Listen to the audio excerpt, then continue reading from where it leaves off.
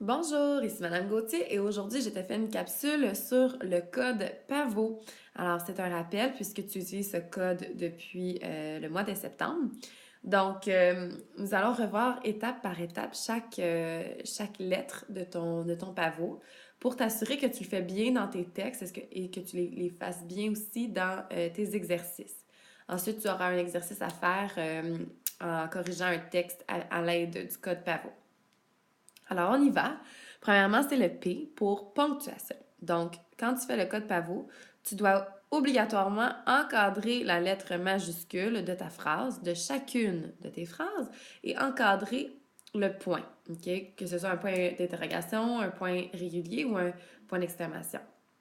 Donc, tu dois toujours faire cette étape-là. Souvent, ça va bien, là, c'est assez acquis pour toi en troisième année de mettre ta majuscule au début de tes phrases. Ensuite, là, ça c'est la partie un peu plus difficile, hein? Le A pour accord. Alors, dans le A, tu dois faire tes lunettes, OK? Donc, lorsque je prends l'exemple Tristan mange des raisins, alors des, c'est un déterminant pluriel, alors je dois l'accorder avec raisin qui prend un S. Même chose pour quand tu places des adjectifs. Alors, les adjectifs, ils doivent s'accorder. Donc, c'est dans ce temps-là que tu dois faire des lunettes d'extraterrestre. Alors, par exemple, Romane écrit des belles longues phrases. Alors là, on a notre déterminant pluriel des, belles longues phrases. Alors, ça va tout ensemble, mais ça prend tout un S pour le pluriel. Là, fais attention, parce que c'est pas tous les mots que tu peux prendre dans des lunettes. Lorsque tu vois un déterminant pluriel, c'est dans ce temps-là que tu fais tes lunettes, OK? Donc, ça pourrait être mais, c'est, tes, euh, les. Alors, n'importe quoi qui te dit qu'il y en a plusieurs. Ça pourrait être aussi un déterminant, un numéro, OK? Des numéros sont aussi des déterminants comme 5, 2, 3. Alors, si ça te dit qu'il y en a plusieurs, dans ce temps-là, tu fais des lunettes. Il ne faut pas que tu te mélanges avec d'autres mots. Il faut vraiment que ça soit un déterminant pluriel. D'accord? Alors, ça, c'est pour le A. Ensuite, on a le V pour le verbe. Alors, ici, dans chacune de tes phrases, tu dois souligner le verbe. Trouver le verbe en utilisant ton truc de ne pas. Tu l'encadres de ne pas. Si on l'a bien travaillé ensemble, ça devrait bien aller.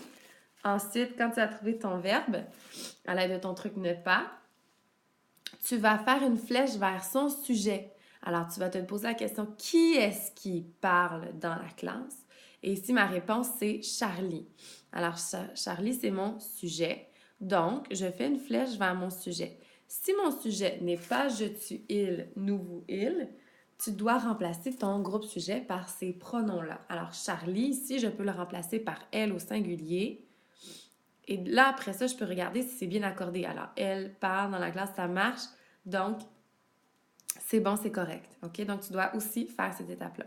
Et ensuite, la dernière étape qui est souvent pas faite et que tu devrais vraiment la faire parce que c'est celle qui a le plus de fautes dans ton écriture.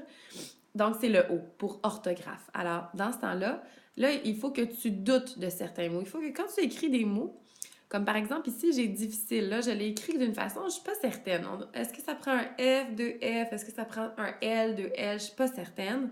Alors, je fais un petit point d'interrogation au-dessus. Et là, je continue mon écriture. Je continue. Quand j'ai terminé et que là, je suis rendue à mon pavot, là, c'est le temps d'aller voir mes points d'interrogation et aller chercher dans le dictionnaire. Alors, c'est très simple. En plus, tu as un dictionnaire sur ton iPad. Donc, tu n'as aucune raison de faire des erreurs. Donc, pour chaque point d'interrogation, pour chaque mot dont tu doutes que tu n'es pas certain de l'orthographe, tu vas aller chercher dans le dictionnaire et tu vas aller vérifier. Comme là, ici, difficile, ça prend 2F. OK? Alors, voilà pour ton petit rappel sur le code PAVO. Maintenant, c'est à toi de jouer. Bye!